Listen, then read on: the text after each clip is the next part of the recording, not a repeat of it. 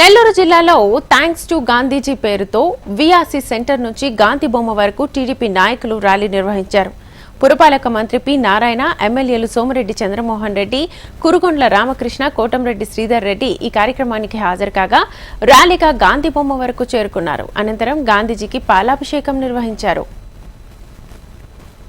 అంబేద్కర్ స్టాచ్యూకి పాలాభిషేకం చేసి గాంధీ స్టాచ్యూకి థ్యాంక్స్ చెప్పండి. ఎందుకంటే గత 5 సంవత్సరాల అరాచక పాలన మీకు అందరికీ తెలుసు.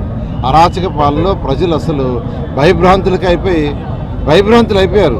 ఈరోజు 124 సీట్లు కూటమికి ఇచ్చారంటే కారణం ఏంటంటే భయభ్రాంతులై వాళ్ళ లోపల ఉన్న బాధనంతా ఓటు రూపంలో తెప్పించారు. అందుకే ముఖ్యమంత్రి గారు నారా చంద్రబాబు నాయుడు గారు సీఎం కాగానే 5 మీద ఫస్ట్ సిగ్నేచర్ చేశారు.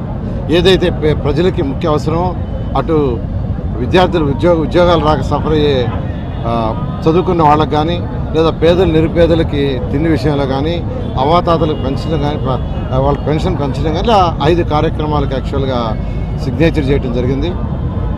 ఈ నేపథ్యంలోనే అన్నా క్యాంటీన్లు అందులో ఒక భాగం. 2,20,000 మంది యాక్చువల్గా ప్రతిరోజు చక్కగా భోంచేసేవాళ్ళు. ఇస్కాన్ వాళ్ళు యాక్చువల్గా భోజనం అరేంజ్ చేశారు. అదొక చారిటబుల్ ట్రస్ట్, వాళ్ళ ఆదాయం కోసం చేయరు, అందుకే వాళ్ళకి ఇచ్చాం. చాలా చాలా చక్కగా చేస్తుంటే దాన్ని మూసేశాడు జగన్మోహన్ రెడ్డి సైకో.